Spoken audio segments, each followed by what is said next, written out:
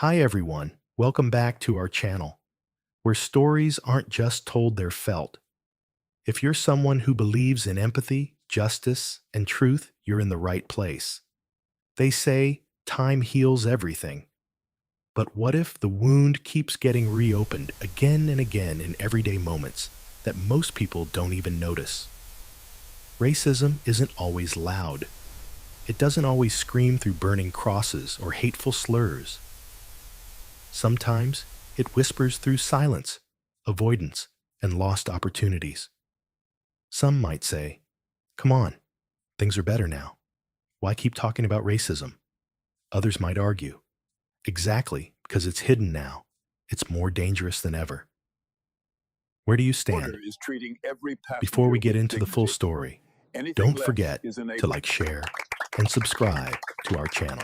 Order is treating Your every support passenger with helps us dignity. bring more Anything real less is enabling. voices, raw truths, and honest conversations to Order is light. treating every Every passenger click with counts, dignity. and Anything every story less is matters. enabling. Now let's begin. The terminal at Order is JFK treating buzzed with every the usual passenger with symphony of dignity. voices, Anything rolling less is suitcases, enabling. and distant boarding calls. But at gate 14, on that gray morning, something different was brewing, something that would ripple far beyond this terminal, beyond this flight, beyond even the airline itself. In the middle of it all stood Malcolm Carter, a tall, sharply dressed black man in his early 50s, his calm presence a stark contrast to the rising storm around him. No one in that line knew it yet, but the man they were staring at, the one they were questioning with their eyes held in his briefcase, the decision that could either save or sink Skybay Airlines. And Skybay, teetering on the edge of collapse, had no idea how close they were to sealing their fate before the wheels of Flight 3429 even left the tarmac. It started subtly, like most storms do. Malcolm, in a navy Armani suit and polished leather shoes, stepped up to the first-class counter. He handed over his passport and premium boarding pass without a word, his expression neutral, his posture deliberate. The agent, a young woman with a smile that didn't quite reach her eyes, paused. Her gaze lingered just a second too long. Her polite tone edged with doubt as she asked, "Are you sure you're in the right line, sir?" The words, delivered softly, still carried the unmistakable weight of something unspoken. Behind Malcolm, two white businessmen in casual blazers shifted impatiently, watching, waiting their faces, betraying curiosity and a hint of smug expectation. Malcolm didn't flinch. He had heard variations of that line his entire life in boardrooms, hotels, and yes, airports. He simply gestured toward the boarding pass she was holding. "That's my seat assignment," he said, calm but firm. She looked down at the ticket, then back at him as if reconciling what she saw on paper with what she saw in front of her. A small coded pause, and then the first call for verification. The minutes ticked by. While the businessmen behind him were processed and waved through with warm smiles and barely a glance at their documents, Malcolm's passport was turned over repeatedly, his ID scrutinized as if it might reveal some hidden discrepancy. A supervisor was summoned. Phones were whispered into. Routine protocol, they called it, while one pearl earring from the woman ahead, a customer treated like royalty, caught the fluorescent light as she sipped complimentary champagne. Malcolm weighted his jaw tight, his patience and armor honed over decades. And yet, as infuriating as the delay was, it wasn't the worst of it. The worst came later, after the security designation was scrawled onto his boarding pass, a mark they assured him was nothing to worry about. The worst came when TSA flagged. By that quiet notation, pulled Malcolm aside, rummaging through his carefully packed belongings like they were searching for contraband, cracking the corner of a crucial contract folder, the very document that would determine Skybay's future. He said nothing. He only documented every moment, every slight, every careless gesture. He knew better than to fight here in the open. The reckoning would come later. By the time Malcolm finally arrived at the gate, Flight 3429 was delayed, and first-class passengers had formed their own little bubble of comfort and casual chatter. Golf handicaps, stock tips murmurs of weekend getaways. Conversations hushed as he approached. Boarding passes were scanned quickly for others, but his drew another double take, another awkward pause, another glance from agent to screen to face. First class is boarding now, Malcolm reminded gently. Yes? I see that came the response, a smile strained, tinged with something unsaid. He was waved through at last, the whispers and sideways glances following him down the jet bridge like a shadow. What Sky Bay didn't realize, what no one on that plane yet understood, was that every second of hesitation, every condescending glance, every unnecessary delay wasn't just an insult. It was a thread unraveling their own future. The man they were quietly trying to push to the margins wasn't just another passenger. He was Malcolm Carter, founder and CEO of Horizon Global Logistics, a company whose $5.2 billion contract had been Sky Bay's last best hope of survival. And with each indignity, each insult, Sky Bay's grip on that lifeline was slipping. As Malcolm settled into his window seat in the half-empty first-class cabin, his expression gave nothing away. He placed his tablet on his tray, reviewed the final pages of the contract his board had greenlit that morning, and sent one calm, cryptic message to his COO. Proceed with contingency preparations. This flight will decide everything. Outside rain streaked across the tarmac, blurring the skyline beyond. Inside, the tension thickened, unspoken but electric. By the time Flight 3429's wheels left the ground, the storm wasn't just outside over New York. It was in the cabin, coiling quietly, ready to break. And when it did, Sky Bay Airlines would wish they had simply let one man board his seat in peace. At 30,000 feet, the quiet hum of the engines was broken only by the soft clink of ice in crystal glasses and the low murmurs of first-class conversation. The cabin was designed to feel like a sanctuary, a floating lounge in the sky detached from the chaos below. But for Malcolm Carter, every detail in that supposed sanctuary only underscored a tension building so thick it could have been cut with a knife. His seatmate, a man in his early 60s, named Lawrence Whitfield, radiated the smug comfort of someone used to being catered to. Lawrence had barely acknowledged Malcolm since boarding, except for a curt nod, and now his sideways glances grew bolder, as if he couldn't quite reconcile Malcolm's presence in the row beside him. Lawrence's scotch arrived before Malcolm's request for a simple glass of water was even acknowledged. When the flight attendant finally appeared at Malcolm's side, her professional smile faltered, replaced by a thin line of something closer to suspicion than courtesy. "Sir, can I see your boarding pass again?" She asked, her tone carefully neutral, but audible enough for nearby passengers to hear. Malcolm reached calmly into his jacket, producing the pass for the 5th time that morning. He placed it in her hand without a word, his face an expressionless mask, honed from years of navigating situations exactly like this. The attendant inspected it as if she were searching for evidence to justify her unease. Behind her, Lawrence leaned slightly toward the aisle, his expression one of theatrical inconvenience. "Is there a problem here?" he asked, his voice carrying his tone, dripping with feigned patience. "I paid for a peaceful first-class experience." The attendant gave him a faint, conspiratorial smile. "I'm just verifying something, sir. Won't be a moment." The unspoken message in that look, a silent understanding that Malcolm's presence needed explaining, stirred murmurs among the cabin's passengers. Two rows up, a middle-aged couple exchanged whispers. Across the aisle, a younger passenger surreptitiously raised their phone, angling the camera just enough to capture the interaction without drawing attention. Malcolm noticed all of it. He always noticed. He let none of it register on his face, but his hand slid to his tablet on the tray, pressing a button that began recording audio and video, its lens angled discreetly toward the aisle.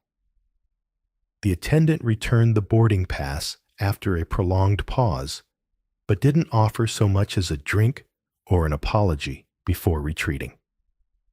Malcolm set the pass beside his tablet, folded his hands, and stared out the window at the endless Atlantic.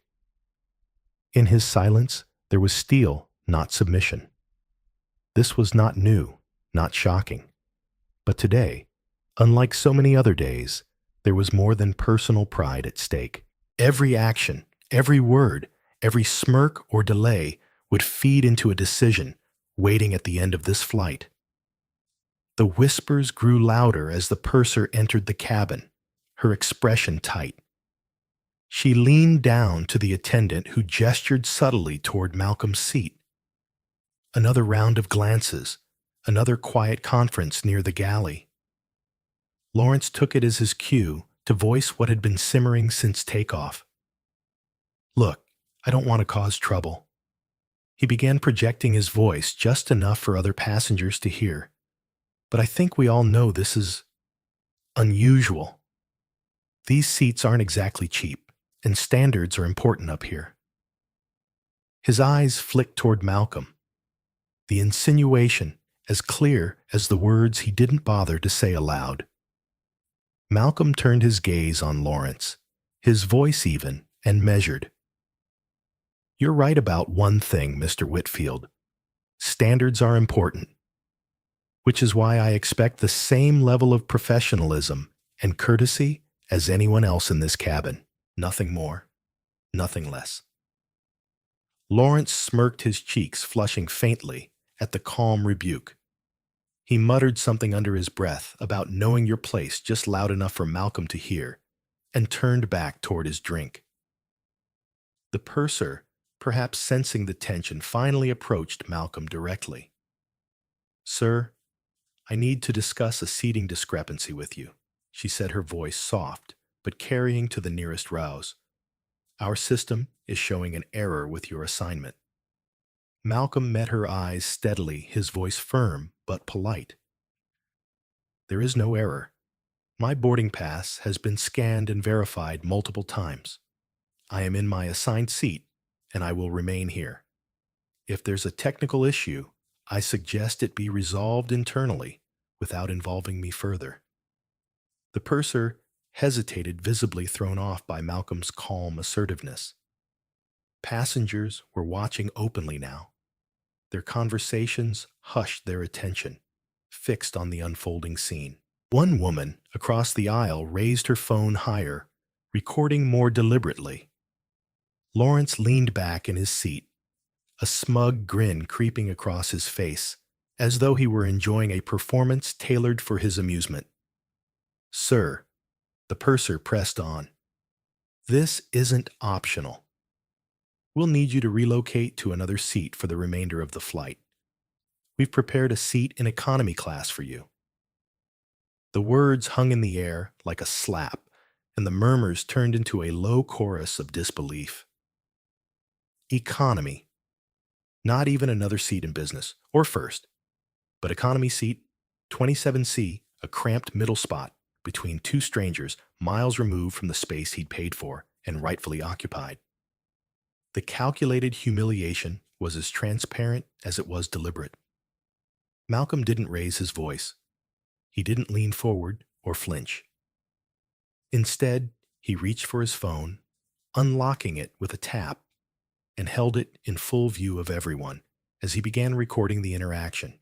For the record, he said, his voice calm, but carrying, "I have a valid, fully paid first-class ticket." I have been subjected to repeated scrutiny and delays without cause, and now I'm being asked to move without any documented justification. I will not comply with this request unless presented with clear, verifiable evidence of a legitimate error." The purser's face flushed, and the attendant at her side shifted uncomfortably. Lawrence scoffed audibly, muttering about entitled people under his breath, though quieter this time, aware of the phones now trained on the scene. The cabin was silent, otherwise all eyes on Malcolm and the two uniformed women standing before him. "Sir," the purser said finally, her voice tightening, "recording is not permitted during flight. I'll need you to stop." "That's incorrect," Malcolm replied evenly. "FAA regulations permit passengers to record interactions as long as they don't interfere with crew duties or flight safety. I am documenting this for accuracy, nothing more." For a moment, no one spoke. The tension in the cabin became almost suffocating. The purser and attendant exchanged another look, retreating toward the galley without a word. Lawrence shifted in his seat, the grin on his face faltering just slightly as he glanced toward the phones, still recording from multiple angles. Malcolm turned back toward the window, his expression unreadable. The Atlantic stretched endlessly below a mirror of cold steel. He knew this wasn't over, not by a long shot. Whatever came next, he was prepared. Not just as a man wronged in first class, but as the decision-maker who held Skybay's fragile future in his hands. Under the soft hum of the engines, the tension in first class felt like a living, breathing thing, dense and heavy, as though the cabin itself was holding its breath. Malcolm Carter, motionless in his wide leather seat, held his phone at a low angle, its camera quietly capturing everything. His posture was calm, almost regal, but the stillness of his face, the quiet steel in his eyes, only magnified the storm brewing around him. Across the aisle, Lawrence Whitfield, with his scotch glass balanced casually between his fingers, broke the silence like a stone through glass. His voice was loud enough for everyone to hear, each syllable dipped in entitlement. "It's simple, really," he said, swirling the amber liquid as though he owned the air itself. "First class is for a certain caliber of people, people who belong. You start lowering the bar, and this whole experience becomes something else entirely." His gaze slid deliberately to Malcolm, sharp and unflinching, daring anyone to challenge his unspoken message. That was when a different voice cut through the cabin, a voice rich with decades of weight and wisdom, each word carrying more force than any shouted insult. "That's enough." The voice belonged to Henry Douglas, a retired history professor with silver hair and a posture that defied his 80 years. Rising slowly from his seat, 2 rows back, Henry's frame looked slight, but there was nothing frail about the authority in his stance. He didn't just stand, he commanded the air around him, and suddenly every whisper in the cabin stopped cold. Even the attendants froze mid-step, their polite smiles flickering as they registered the shift. Henry's voice, though calm, carried to every corner of the cabin. Standards, he repeated, his tone sharp, but measured like the opening sentence of a lecture his students would never forget. That word has been used for centuries to justify treating people as though they don't belong, to dress prejudice up as propriety. Don't insult us by pretending this is about maintaining some atmosphere. Lawrence let out a scoff, his smirk faltering as the phones tilted toward him, recording every second. "I'm not talking about race," he said quickly, his tone defensive. "I'm talking about the type of people who understand what this cabin is meant for. There's a certain mold. Some folks just don't fit. Henry stepped closer, steady despite the slight sway of the plane, his weathered hands gripping the back of an empty seat as he met Lawrence's eyes head on. "I've lived long enough to recognize poison when I smell it," he said, his voice growing louder, but never losing control. "I was told I didn't fit when I was 10 and wanted to sit at a lunch counter. I was told I didn't fit when I was 30, marching so my children could go to a decent school. And now, at 80, I'll be damned if I sit quietly while I hear the same poison dressed up in velvet and crystal glasses at 30,000 feet." The entire cabin shifted. Heads turned. Phones tilted higher. The flight attendants, who moments ago had been trying to contain the situation with polite deflections, now stood stiffly near the galley, their faces pale as they realized there was no controlling this moment. Henry wasn't just another passenger speaking up. He was turning this incident into something bigger, something that would live beyond this flight. "Sir, please," the purser interjected, stepping forward, her voice thin and careful. "Let's not escalate the situation. We need to maintain order." Henry turned toward her, his voice cutting through hers with a force that made even the passengers in economy lean forward to listen. "Order," he said, each syllable deliberate. "Order is making sure every passenger who paid for their seat is treated with dignity. Order is correcting a wrong when you see it not hiding behind protocols and computer errors. What you're doing isn't order, it's enabling." For the first time, a ripple of applause broke out. Quiet at first, but it spread as more passengers first class and economy alike added their claps, their nods, their murmured agreements. The purser faltered, her lips tightening as she glanced toward the cockpit. Somewhere out of sight, someone was on the phone with the captain. The decision to escalate or de-escalate was already in motion. Lawrence's smirk vanished completely, his face flushing as he sank back into his seat, his scotch untouched. "Are we really turning this into some crusade?" he muttered, though his voice had lost its earlier swagger. Henry held his gaze for a long, heavy moment before answering softly, but with a weight that silenced even the distant clinking of glasses. "It's already a crusade. The only choice you've got left is which side of it you'll be standing on when the rest of the world watches this tomorrow morning. Because believe me, they will." The cabin was no longer just a space for travelers. It had become a stage. Phones were rolling.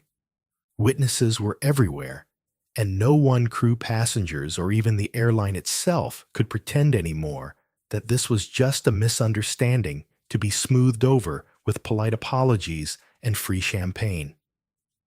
This was bigger now. It was becoming a moment the world would see, a moment no one on board could walk away from unchanged. Malcolm's gaze met Henry's across the cabin. No words were exchanged, but the connection was undeniable. The elder had spoken not for himself, but for Malcolm, for every quiet humiliation endured, for every wrong passed off as protocol. And they both knew this was only the beginning. The descent into Heathrow began under a sky painted with the muted colors of dusk, but inside the cabin there was no calm. The tension from earlier lingered heavy and sharp, as if the air itself carried the weight of every glance, every word, every accusation.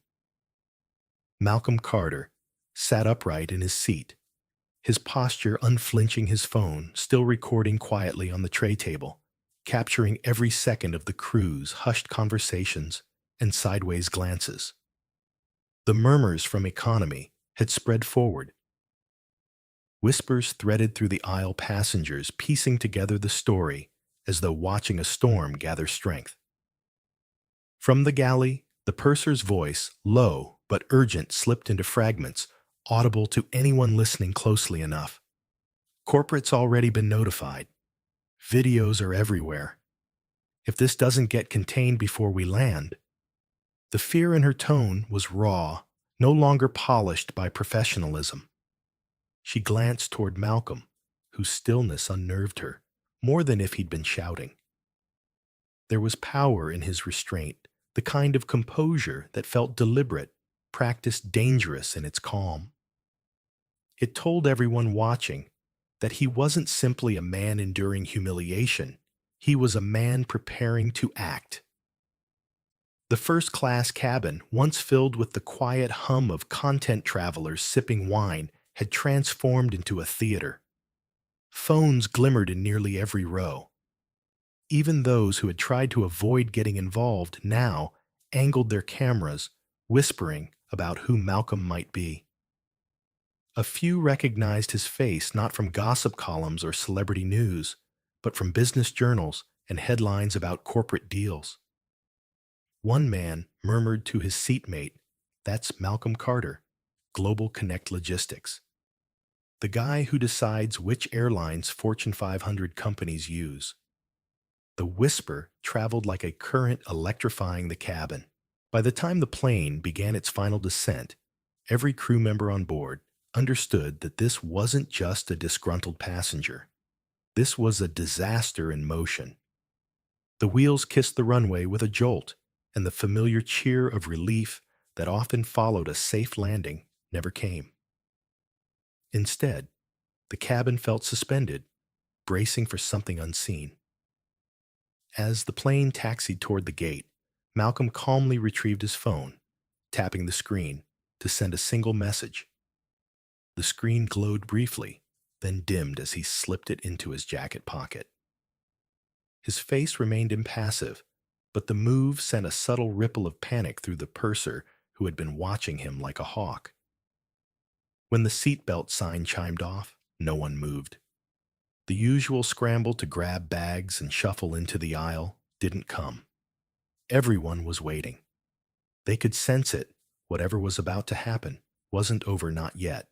The first sign was the sudden presence of airport security outside the windows, their reflective vests catching the fading light as they approached the jet bridge. Then came the voice of the captain, tight and unnatural over the intercom. "Ladies and gentlemen, please remain seated for the time being.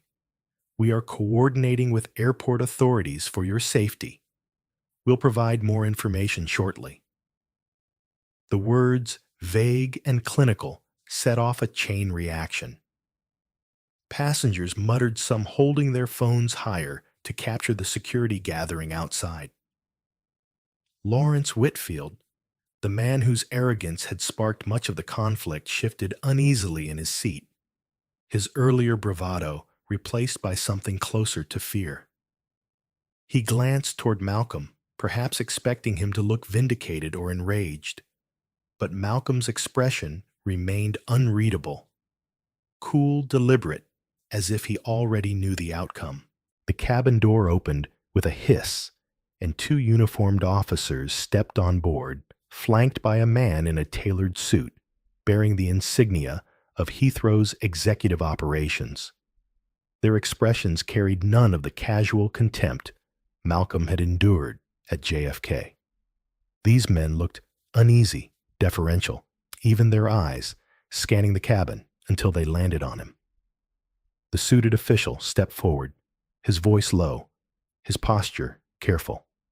"Mr. Carter, our sincerest apologies for the events on your flight. We're here to ensure your safe and immediate transfer. The airline's senior leadership is already en route to meet you." The shift was immediate, almost surreal. Moments ago, Malcolm had been treated as if he were an interloper, a problem to be removed. Now, he was the center of orchestrated deference, while the very crew that had doubted and dismissed him stood frozen at the edges of the cabin, pale and silent. Some passengers exchanged incredulous glances, their cameras capturing every detail, the contrast, the hypocrisy, the unraveling of Skyrise Airlines' carefully cultivated image. Malcolm rose, slowly collecting his jacket and tablet, with a precision that felt ceremonial. His gaze swept the cabin, not vengeful, not triumphant, but deliberate, as if committing every face, every reaction to memory. When his eyes passed over the purser and the attendants, none of them could hold his gaze for more than a second. Lawrence shrank slightly into his seat, his eyes darting away, realizing perhaps for the first time that his careless words had become part of something far larger than a petty moment of superiority. As Malcolm moved toward the exit, Henry Douglas rose from his seat. The professor's voice, steady and resonant, carried across the hush of the cabin. "This, ladies and gentlemen," he said, gesturing subtly toward the scene unfolding, "is what happens when dignity is tested and found unshakable. Remember this moment, because by tomorrow, the entire world will." Malcolm paused at the doorway, turning slightly to meet Henry's gaze. A nod passed between them, silent acknowledgement of the roles each had played in a confrontation that was no longer confined to the walls of a luxury cabin. Then Malcolm stepped into the jet bridge, flanked by security, leaving behind a cabin that buzzed with whispers and the low hum of recording devices. Capturing what everyone instinctively knew was the start of a story that would not end quietly. Outside, a cluster of cameras and microphones awaited at the terminal's VIP exit, tipped off by the viral videos already flooding the internet. Skyrise Airlines' senior executives, their faces drawn and pale, were already waiting as Malcolm approached his stride, unhurried but commanding. The flashes from the cameras began immediately capturing the exact moment humiliation transformed into reckoning. And as the terminal's glass doors slid open, one truth crystallized for everyone watching: what had begun as a quiet injustice in the air was about to ignite a firestorm on the ground, one that no airline press release or hollow apology could ever fully contain. By the time Malcolm Carter stepped onto the stage at the Global Aviation Summit in Geneva, the world already knew his story. The videos of his calm defiance, his forceful removal from Skyrise Airlines' first-class cabin, and the eventual unraveling of the company had been seen by millions. Yet as he adjusted the microphone and surveyed the audience of industry leaders, regulators, and journalists, it was clear this was no longer about one flight, one airline, or even one man. It was about what the incident had exposed and how he intended to ensure no passenger, no matter their background, would ever face such indignity again. Skyrise Airlines had collapsed within weeks of the Heathrow landing. Losing the $4.8 billion global Connect Logistics contract triggered a stock implosion so severe that regulators halted trading 3 times in a single day before the company filed for bankruptcy. Its assets were eventually sold off to competitors, its once proud name erased from departure boards worldwide. For many, this was poetic justice, a cautionary tale about what happens when prejudice collides with power. But for Malcolm, the story could not end with a company's demise. To him, that would only address the symptom, not the sickness. In the months following the incident, Malcolm redirected the momentum into something larger than vengeance. He used Global Connect's influence to establish the Passenger Dignity Alliance, a coalition uniting airlines regulators and advocacy groups. Its goal was radical, but simple: make dignity and respect non-negotiable standards in air travel. Within 6 months, the alliance had drafted and secured commitments for a passenger bill of rights, requiring mandatory anti-bias training for all airline staff, independent review boards for discrimination complaints, and transparent reporting of incidents to the public. Several major carriers, eager to distance themselves from Skyrise's disgrace, adopted the standards, early turning Malcolm's mission into an industry-wide shift. But his efforts didn't stop at corporate boardrooms and policy papers.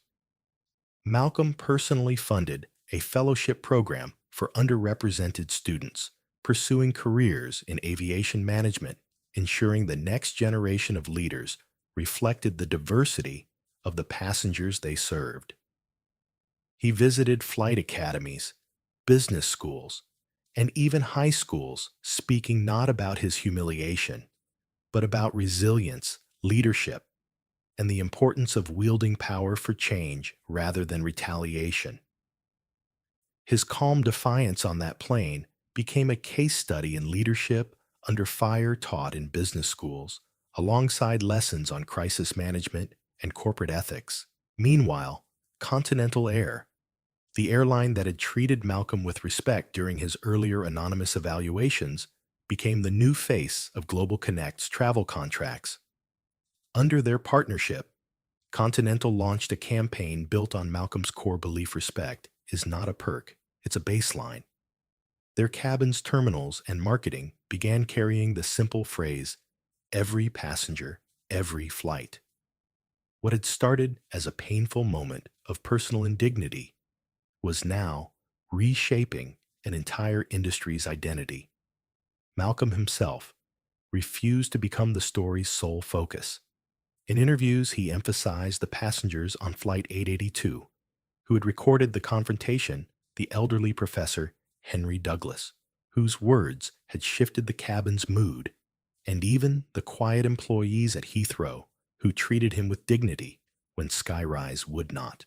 He framed the change not as a single man's crusade, but as a collective demand that air travel, often a symbol of status and division, become a more equal human experience.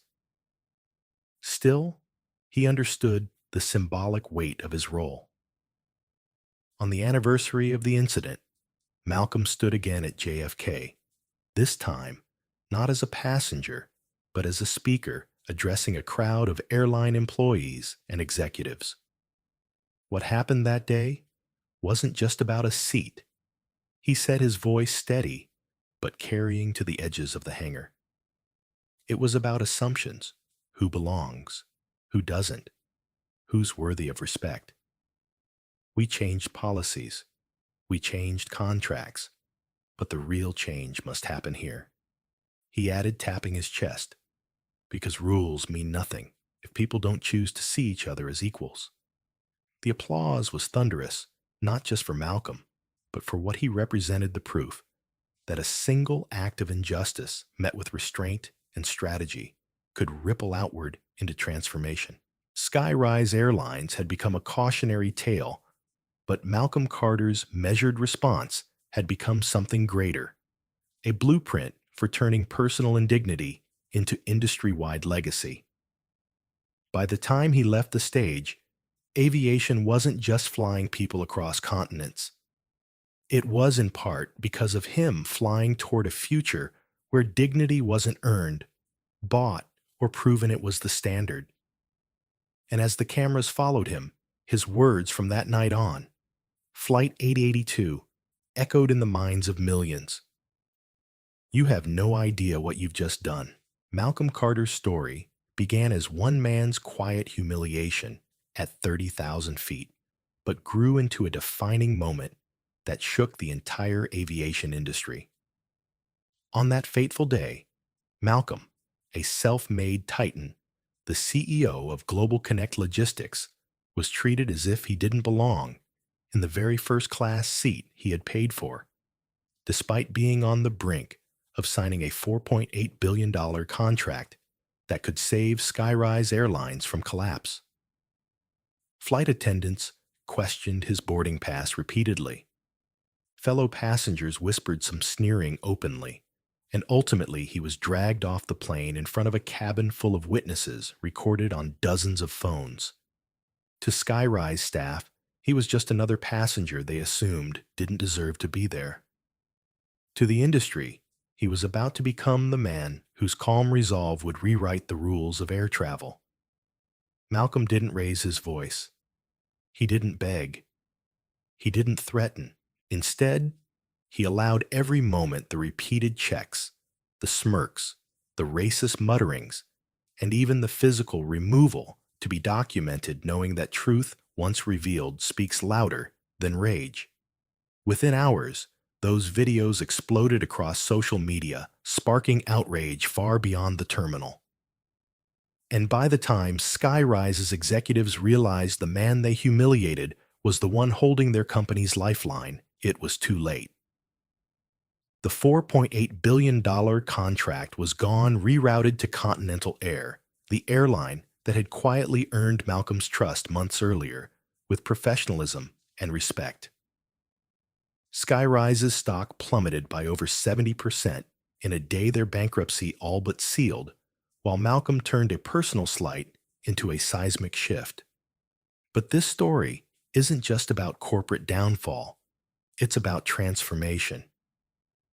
Malcolm didn't stop at pulling a contract.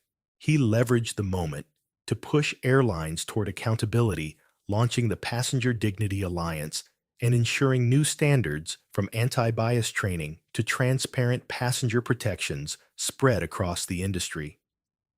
What began as a moment of indignity became a legacy of change. Malcolm showed that true strength doesn't always roar. It can stand calm, let the world watch, and use the weight of truth to create something lasting. And here's the lesson for all of us. We can't always stop others from judging us, underestimating us, or even mistreating us. But we can control our response. Anger might win a moment, but strategy can change the system. Whether in business travel or everyday life, choosing composure over chaos can turn humiliation into leverage and injustice into opportunity. If Malcolm's story struck a chord with you, if you believe respect shouldn't have to be earned by wealth, power, or status, but given freely to every person, then stick with us. More stories like this, stories of justice, resilience, and the quiet power of dignity are coming your way. Hit the subscribe button, share this video, and help us keep telling stories that don't just entertain, but inspire real change. Because sometimes one story can remind the world respect is not a privilege, it's the minimum.